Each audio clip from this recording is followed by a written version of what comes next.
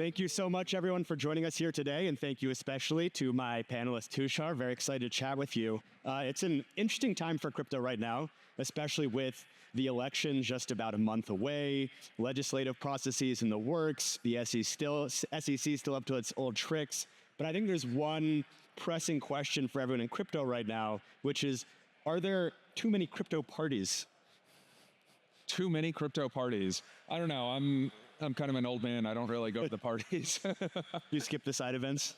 I go to side events, but I stopped drinking a little while ago, and the late night parties are a lot less fun when you're not drinking. Yeah, I just got a lot of FOMO watching all of the videos on X of lines snaking out the door. And by FOMO, I mean I was very happy to not be at those. But it really raises the question for me, I think, what's happening with crypto right now? There's so much hype and so much excitement. At the same time, we've seen really a stagnation of prices. Major token launches over the past year have plummeted in value for a lot of them. And like I said, there's this uncertainty around what the political situation is going to look like right now. So how do you think about crypto despite the enthusiasm at events like these and all over the world? I mean, I still fundamentally believe in the core principles that underlie the industry. And we've been through these cycles before. Like, this is the most cyclical industry possibly in the history of capitalism. And a lot of times people's emotions follow the price. They're not necessarily thinking about the fundamentals. They're feeling and reacting, and that creates a ton of market opportunity. But I fundamentally believe that money will be programmable.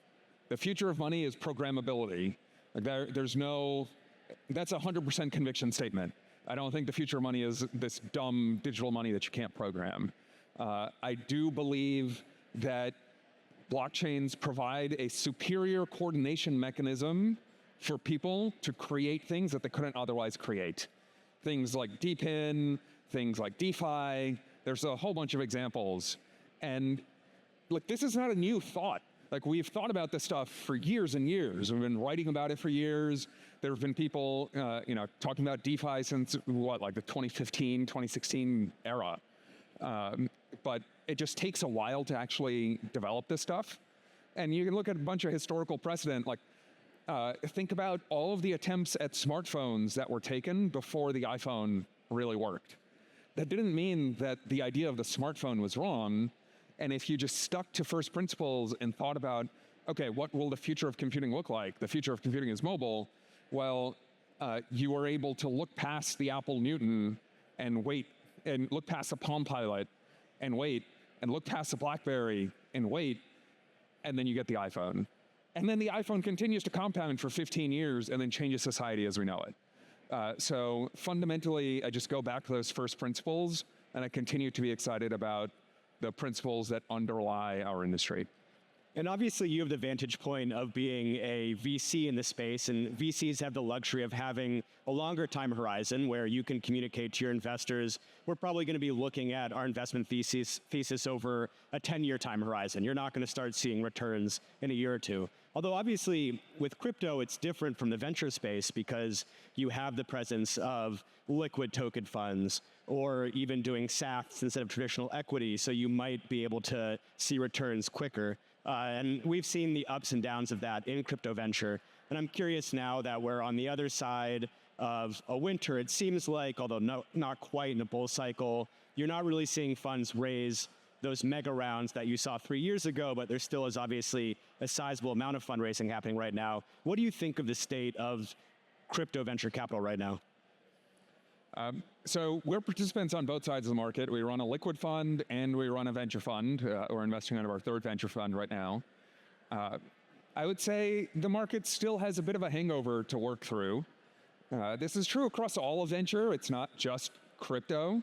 There was a lot of money pumped into the venture asset class in 2021 and 2022, and a lot of people don't want to take their medicine yet. We are not seeing, that many down rounds. We're not seeing people forced to come to terms with the fact that, like, some of those prices in 2021 were just too high, and your company is not going to be worth that, maybe ever. And people are still in denial in a lot of cases. And then when you look at like how a bunch of venture firms are marking their books, right? I imagine that a bunch of LPs are also worried that there's going to be major markdowns as that medicine is taken by the market. So I think we're still working through the glut of overcapital that was put in, and it'll just take time to work that through because no one wants to do a down round. No one wants to take their medicine until they have to take their medicine.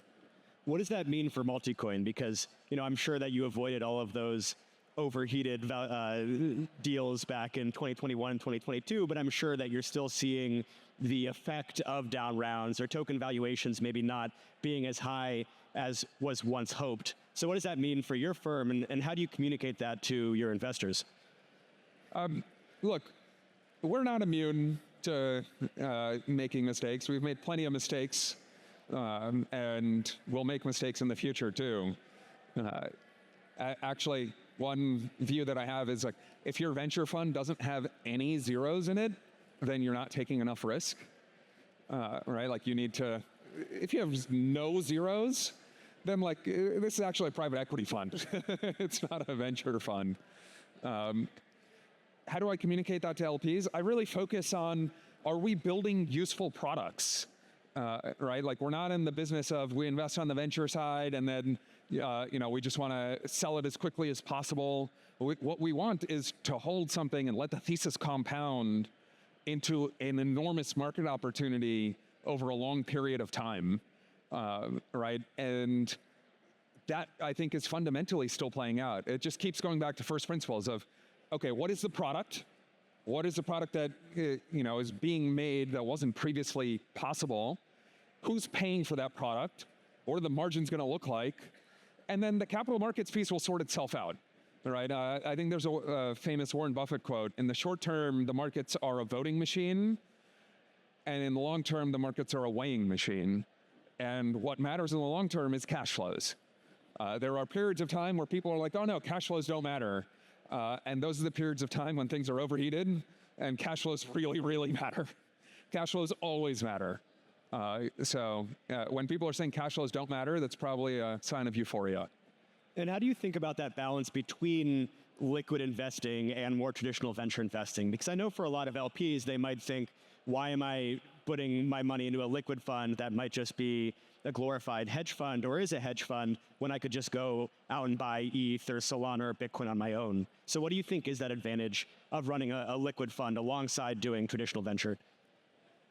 Yeah, look, LPs don't want to go and pay fees for holding Bitcoin, right? Like you can just buy the ETF, or you can go buy spot Bitcoin, and there's no reason to pay those fees. So the reason to invest in a liquid fund or a hedge fund, whatever we want to call it, is if you think that it can outperform the market. And for us, we focus on outperforming through asset selection. I think asset selection is the most fundamentals-driven way to invest. Timing market cycles is incredibly hard. And there's a common pattern that happens with people who try to time market cycles. It's called the whipsaw.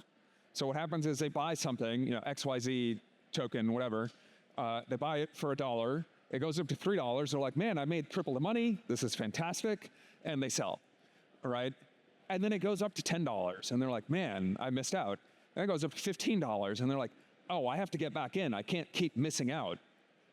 And then $15 is a local top, and the price plummets from there. And like, this is a pretty classic trading pattern that happens when people are trying to overtrade the market. So that's why we try to focus on the longer term, let the thesis play out. Capital markets will ascribe the right value to the asset if it's delivering something of fundamental value. We're not meme coin traders, right? Like there's other people who are really good at meme coin trading. I talked to a few of them here today. I don't know how to do that. Multicoin is not a holder of Mudeng. At this point, I don't know what Mudeng is, and I'm a little afraid to ask. Has your approach to balancing liquid investing and traditional venture changed over time or over the past year or two? Not really. We go where the opportunity is. Our approach is we start with the thesis, and then we try to find the way to play that. If that happens to be in the liquid fund, great. It's something that's already public and we can buy in a liquid fund, great. If it happens to be a venture deal, then we'll put that in the venture fund, and that's great too. But we don't sit there just looking at the deals that come across and sit there like a VC on Tinder, just swiping right or left. Do I like this deal? Do I not like this deal? That's not how we operate. We start by trying to form a differentiated view about how the market is going to evolve or how a product is going to evolve. And then we try to find ways to express that view rather than the inverse, which is see the opportunity and then try and come up with a thesis for the opportunity. One thing that does seem like it's changed over at least the past year or two, and I hear this from LPs all the time, is there's a new emphasis on DPI or distributions, whereas in the past, people might have been happier letting venture investments take a longer time to play out. Again, that's different in crypto than in traditional venture because you actually can have those liquid returns on a much faster time horizon than you would in venture. And I know this has been a point of contention for Multicoin's LPs in the past with how it approaches distribution. So I'm curious how you've thought about that, especially over the past year. Distributions are king. Look, you can't eat paper marks. They can make you feel good. They feel, but you're looking at a piece of paper. At the end of the day, for a venture fund, DPI is the metric that really matters. And the other metrics matter in so much as they help you predict DPI. But it's called venture capital, not venture philanthropy. And the capitalist part of that is you have to make money for your investors and you have to give them money back. With the presence of liquid investing, though, can they see, oh, I know Multicoin is theoretically holding Solana. I see that it's skyrocketing in value. I want some of that profit now. And you might say, well, listen, we think it'll be better if we hold it for longer and let it play out. Do you have that tension? That sometimes happens, though I can't say, we have done in-kind distributions of assets in the past when they're liquid. And that way we are able to let LPs express their own perspective. We can tell them, hey, this is what we're going to do with our carry, right? Like, we believe in it, we want to hold it, but the asset is liquid. So we'll do a distribution. And then if you want to hold it, great. If you don't want to, it's liquid. Like, that's your choice now. So we've moved to, do those types of in-kind distributions to let LPs make their own choices. And that's a recent development? We've done that for a while now. I think we might have been one of the first, but I'm not sure. Yeah, it does seem like, again, it's a unique thing that can happen in crypto, and I'm curious if you'll see that type of prevalence in other types of venture capital. I guess it's not really possible based on the types of investing. It happens for companies when they IPO. You do see distribution of shares in kind is a fairly common phenomena, and I think it'll become more common in crypto as well as the infrastructure gets there. There have been, restrictions where LPs are like, oh, well, I can't hold tokens because I don't have a custody account, or there's regulatory restrictions. But as that stuff matures and becomes easier and the rails become easier, I expect to see in-kind distributions become more of a thing. And that's healthy, right? Because we have liquidity much sooner in crypto than we do in traditional equity markets. And the investor may think it's going to keep on compounding, right? But the LPs should be free to make the choice. At the end of the day, like, they have different circumstances. Maybe they need the money now, right? Like, maybe it's a pension fund that needs to pay someone out, right? Like, everyone has a different circumstance. So I think in-kind distributions will be more normalized. It does seem like across the board, LPs do seem pretty pleased with how crypto venture is evolving, and you're seeing funds raise again, including Paradigm just had one over 800 million, I think, not as big as the ones they had in 21, but these raises are happening again. At the same time, you're not really seeing exits. Obviously, there are token launches, but the IPO market's pretty much blocked. There's not really M&A happening. Do you think that there's too much fundraising happening right now in the venture space for crypto? I think that there is a glut of venture capital in our industry, but that might be a selfish view. Like, would I like less competition? Obviously, that'll give me better deals, and I'll make more money, and so that would be good for me. At the end of the day, I think markets should decide how much capital is allocated where, and if markets are deciding by allocating more capital to these venture funds, then clearly, like, they're doing it because they think there's an opportunity there, right? Now, a lot of these venture funds might also be buying assets on the public markets, right? They'll announce it as a venture fund, but their mandates are quite broad. So I wouldn't necessarily assume that, oh, because so-and-so firm raised this fund, that's all going into private deals. A lot of times, like, it's just a closed-end fund that can buy liquid assets too. Or secondaries, I imagine too, right? Yeah. Now, in crypto, we have seen some liquidity events. We've seen a number of really significant launches in the last year or two, right? We just saw eigenlayers like happening right now, basically. That was a big hype launch. We saw Wormhole.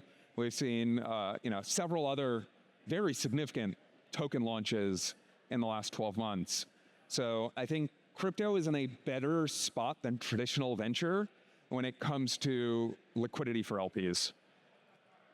Although even with a launch like Wormhole, you did see a plummeting in token value that maybe implied that the valuation assigned by venture investment was maybe too high. And time will tell what happens with Eigenlayer, which obviously is sitting at a massive valuation right now. Yeah, I think my advice to founders is get to real price discovery as quickly as possible. Private markets do not give you the same level of robust price discovery as public markets do. In public markets, everyone who wants to sell can sell, and everyone who wants to buy can buy. And that tells you what the asset is actually worth. In private markets, you restrict who can sell, everything has to be approved, and you restrict who can buy. And so you're not gonna see what the actual price is. So when you see these like low float tokens, my advice to founders is you want to get to higher float as quickly as possible. Yes, you might be scared, oh, the price might go down, but what that means is you think it's overpriced, all right? Like the market should price the asset. This actually a corollary, I'll say, a pet peeve I have for entrepreneurs is when they're raising and they say, I want to raise X dollars at Y valuation, right? Like, no, that's not your job. Your job is to say how much you want to raise, and it's the market's job to tell you what the valuation is going to be, all right? It's not your job to try to dictate that valuation. And I think in both of these examples, it's all about being open and honest about price discovery and trying to get price discovery from the market rather than trying to meme a specific price into existence, which I think leads to some really suboptimal capital allocation outcomes. I need to ask, is Multicoin raising? I think the last fund was 22, right? We're not raising a venture fund right now. We're still deploying out of Fund 3. And we have not announced any plans. Right, where we have a bit to go out of Fund 3. We're just being disciplined, and the money's not burning a hole in our pocket. We only want to do deals where we're really convicted. We have a rule on our investment team for venture deals, which is if you lead a venture deal, if the founder calls you at 9 p.m. on a Friday, you have to be willing to pick up the phone. And if no one on the team says, I'll be the person who's going to pick up the phone, then we don't want to do that deal, because it means that you don't actually care enough to lead that deal. To be a lead investor is a serious obligation. You're only getting a call from the entrepreneur because it's the most important problem the entrepreneur is facing. And so I think that rule has served us well and has led to disciplined deployment of capital. I also think from a fund construction perspective, the best thing you can do for a venture fund is have some time diversification. If you have all of your investments packed together, well, then if that period of time was a bad time to be investing because valuations were too high, your returns are not going to be that great. But if you can diversify your time of investment across the market cycle, I want to invest some in the bull market, some in the bear market, and some in between, right? And that way, I'm not taking a view on timing, and I think that delivers a better fund product. Well, that's a good place to end as any. Thank you so much for joining us here today. I appreciate it. Absolutely. Thank you, Leo.